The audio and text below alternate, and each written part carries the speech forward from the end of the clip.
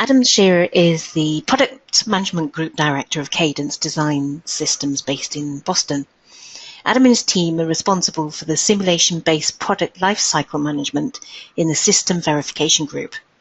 Adam is also chair of the Accelera Promotions Committee and holds a 2007 patent in verification technology. Thank you, Adam. Very good. So thank you very much, folks. I apologize for the delay and the error here. Let's just get right started with the presentation. I'll try to get us back to time. So what I'd like to talk about today, and I use this a little bit tongue-in-cheek to say that IoT is the Internet of mixed signal and low power things. I think this becomes self-evident for the audience here. The devices that you can see there on the left side, many of these have power requirements, certainly mixed signal. Everything I think that you see here, we can certainly see the mixed signal aspect. Anything in mobility, increasingly in automotive, and that's a topic for follow-on, whether and how to deal with power management in an automotive application. Concepts of power shutdown, voltage scaling, frequency scaling is associated with failure modes for the automotive. That's a whole other topic for us to address. But the main topic for today is really just that these conversion technologies are going to require mixed signal verification as well as low power. We need to be able to simulate and verify these together. So the challenges you can see are there on the right-hand side. I'm not going to read each of these to you. I think you've seen them as you've read ahead of me. But that's the challenge we have today. We can no longer separate digital from analog simulation. If we do digital with mixed signal, we must start to consider analog effects as well. And that leads us to a high-level flow like this. And I'm going to, through this presentation, move through different elements of this flow. So we certainly see the traditional analog simulation, the analog schematic capture environment, analog modeling, typically done at the transistor level, moving up to Verilog, VHDL, AMS to get some behavioral on the analog. But a great deal of our focus today in this presentation will be around this area of real number modeling. We'll spend a good deal of time returning to that subject as we move through the presentation, because we need those analog models, as you saw in the previous presentation, to function with the digital domain. We need to be able to simulate on the right-hand side of this diagram with a high performance and good accurate model to participate in digital verification flow. So the head of this, and you would have seen this from presentations delivered by Cadence by previous presenters, this metric-driven verification, the concept of starting with a verification plan, constructing your verification environment, building your verification monitors, your checkers, the stimulus, the measurement, and then executing that simulation, measuring and analyzing using functional coverage. That loop, which we have traditionally seen for digital simulation, is something that we certainly recommend for mixed signal and power as well. We'll go through some of the elements of that in the coming slides, but what allows us to run this loop more efficiently and get this higher level verification is going to be the use of high-speed analog models. That's an absolute requirement in order to be able to simulate this loop. And if I think back to the earlier two slides, the goal here is to make sure that those IoT devices are fully functional, and that function has a dependency on mixed signal, hence the need for this overall flow. So we can move ahead to the next slide. So the real number modeling benefits. And so it was interesting to hear the questions, certainly in the previous presentation, a question, for example, about process variants, and certainly the process variants, the analog settling, truly the analog modeling and detailed simulation does remain at the SPICE level. But in order to be able to move up to a functional simulation with digital, we need to run faster. All right. So in the analog space, we have the languages Verilog A, Verilog AMS, VHDL AMS. And these are behavioral models that continue to use an analog solver. So they offer an abstraction over analog, but the performance is 10x in the 100x type range over SPICE. The challenge is that the digital speeds are in the range of 10,000 times faster. If you think of this in terms of the speed of the system clock, roughly 10,000 times faster, and that's the speed we need for the functional verification. So this is where we want to use the real number models. Real has been a value in Verilog and in VHDL since the early days, right? Since the advent of these languages has been real number modeling. The issue is that those models are not very accurate. And the lack of accuracy is due to the fact that there's no good resolution function capability in traditional Verilog. So we started with the W real, we've moved into system Verilog real number modeling, and I'll cover that on the next slides to come. But the task here is to be able to write these real number models to get the performance we need with a reasonable set of accuracy. And that does mean that we need to clearly define the capabilities and limitations of the models, as you can see on the right-hand side, the modeling approach, how do we generate them? And we've worked with both the digital teams, the verification teams that write the models and characterize for analog, and we've worked with analog teams that build a transistor model and then create the abstraction from the analog net list. We've seen both approaches. I can share if there are questions on which one I see more frequently, but we see both approaches. And the end point is that we're able to provide the models to the system on chip verification team, which is typically driven out of the digital side, in order to simulate those full functional tests. So that's the process that we typically see in the benefits. And let's take a look at the language support and then some of the modeling tasks on the next few slides. So we can move ahead. Excellent.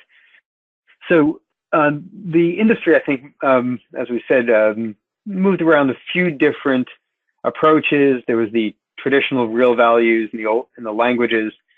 There was the W real extension capability.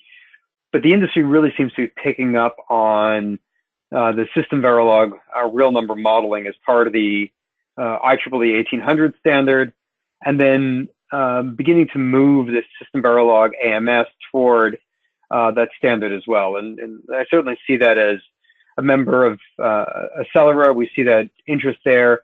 I'm not going to, in this presentation, discuss System C AMS, but we do see activity at the abstraction above System C AMS as well.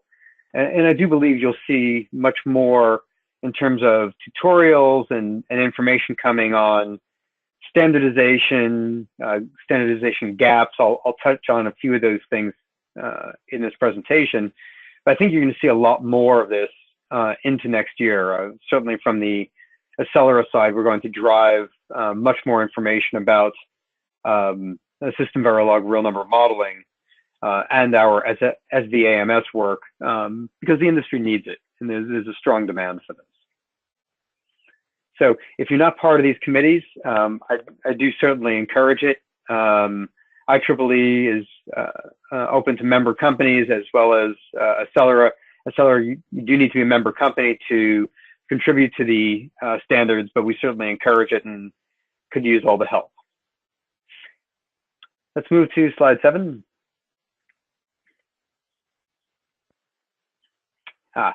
So this is a good introduction to the next few slides, and this is really our task, is to integrate the mixed signal IP side. That is, how do we build the transistor models? How do we create then the digital mixed signal model, the SVR&M, and the analog side? What we want to be able to do is we want to take the test benches we have on the system Verilog digital side, apply them as appropriate to provide stimulus, data coming from the digital side during our IP verification, our IP modeling, and then we want to take that abstracted model and return it into the digital environment for system level verification. And it's really that closed loop that's going to help us with the characterization as well as deriving benefit, because there is work to do in creating these models. Okay, we can go to the next slide. So then the logical question that should come to your minds next is, for an IoT application, that loop is very nice, but our digital is, well, it's low power aware and low power controlled. So this creates questions about signal path. So if we have an analog signal that's attached to a power domain that is shut down, it's probably the most obvious element. How do we handle this signal? Are we managing shutdown properly on both sides of the interface between analog and digital? Are the control signals timed between the analog and digital sides properly? Do we see the appropriate signal flow between these domains? Does it recover properly? All of that information about signal path. And then supply path as well. So we need to know, certainly, especially in the UPS space, have we connected the power supplies properly? Obviously, we're not truly modeling power supply on the digital side. Digital logic runs with the assumption of power supply. But when we layer UPS into the system, we have a power supply network. So we need to know that the connections are made properly and that the analog is delivering proper power to the digital side. So all of those things are important for system level simulation. If we try to do this at the transistor level, we're just not going to get enough simulation done to verify these connections. So let's go to the next slide, and I'll give you some examples of what the modeling is and what that means. So the way to look through this, and I'll try to guide us through this table, is let's take a look at the power supply network. There are elements on the digital side, elements on the analog side. Let's look at these 4 types of simulation tasks or verification tasks as good examples of what needs to be done. So the type 1 is a top-level behavioral simulation. Right? So you can see the power supply there, defined either in CPF or UPF. The modeling is digital, right? We're going to do a top-level digital simulation, so all of that makes sense. Well, the only way that we're going to be able to complete that simulation circuit is if we have these behavioral, these digital mixed signal models for the analog power supply connection and design block. It's the only way that we'll get the performance that we need to verify functionality. Now, if we're trying to do a more traditional low power simulation and we want to better understand the analog characteristic, what we have to do is we're going to narrow our verification focus. So where the first one might have checked the entire power up, power down of a domain, type 2, we may focus simply on the power transition, the 5, 10, 20 clock cycles it takes to power down a domain or power it back up. That is an area of interest. We want to make sure that if we power down, that the analog side shuts off properly and is no longer supplying signal to the digital side. And there we're probably going to look at time constants, and we want to see the signal curves, and we're going to need a full electrical model, right? It's a full SPICE transistor model. but we have to narrow our expectation of verification to accommodate the simulation speed. In type 3, where we have CPF for the entire top design, and we just want to model accurately the analog response, we can push analog model abstraction into as a CPF or UPF on the power supply and the connection, and focus just on the design block functionality. So here we're making assumptions about the power supply, about the power switching network, that it's going to function correctly. We've done the verification in type 2. And type 4, just another example. Here, we want to verify the mixed signal supply connection. So again, we need to swap out a model. And here we're going to swap out the behavioral model on the power supply for an electrical model and be able to verify the signal supply. And what we wanted you to take away from this in this very brief summary of the slide is that there are very specific failure modes that can occur in a combined low power mixed signal simulation.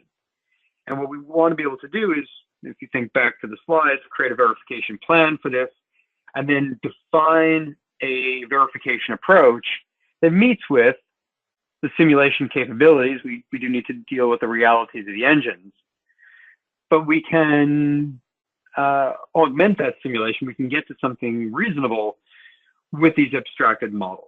And so it's a combination of models, engines, and planning that allow us to address these potential failure modes in these IoT mixed signal low power systems.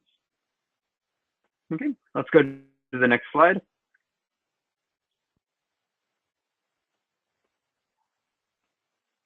Excellent. So short advertisement. I promise to keep my material the advertisement to the end, as everything that we've talked about here are the general approaches that really we should be doing in any EDA flow for mixed signal with low power. On the Cadence side, as you can imagine, we offer a full complement of technologies to support this, from the detailed simulation modeling, Spectre on the analog electrical side, the transistor level simulation, Incisive and Excellium digital simulations, moving into emulation as well for the digital side of simulation.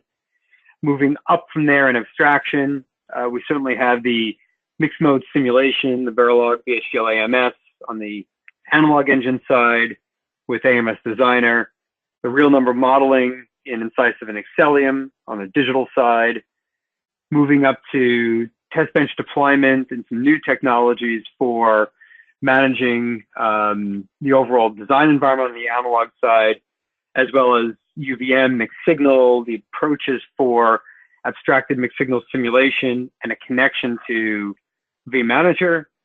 And then all of this comes together with the Virtuoso design environment verifier integrated with the vManager solution.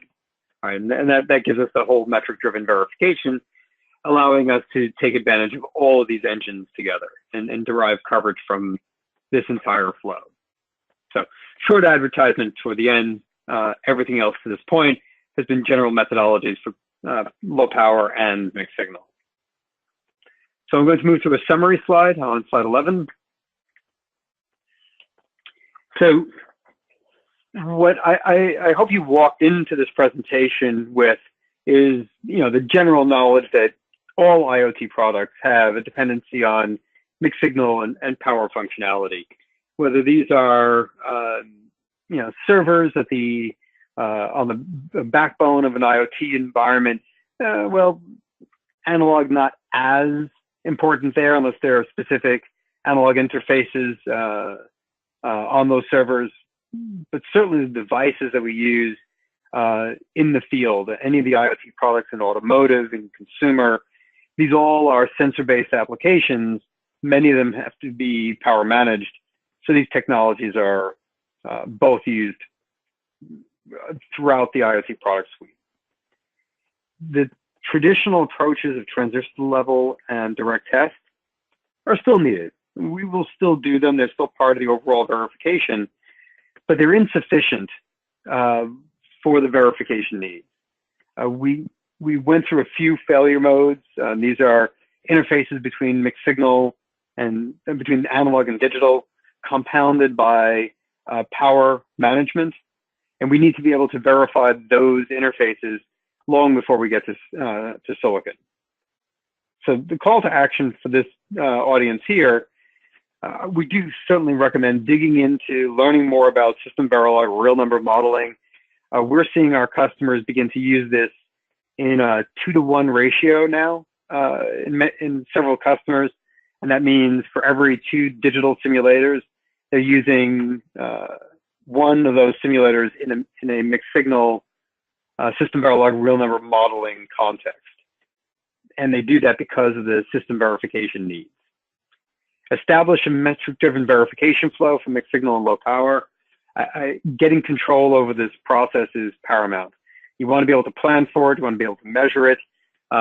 If the applications are safety critical in IoT, medical devices, aero defense, automotive, you're going to need the traceability that the metric-driven verification approach provides. And then the reason you're all here, for the DVClubs that have come before us and those that will come ahead, verify deeply and verify efficiently. I think that's basically the comment that any of our presenters today or in the past or future could deliver.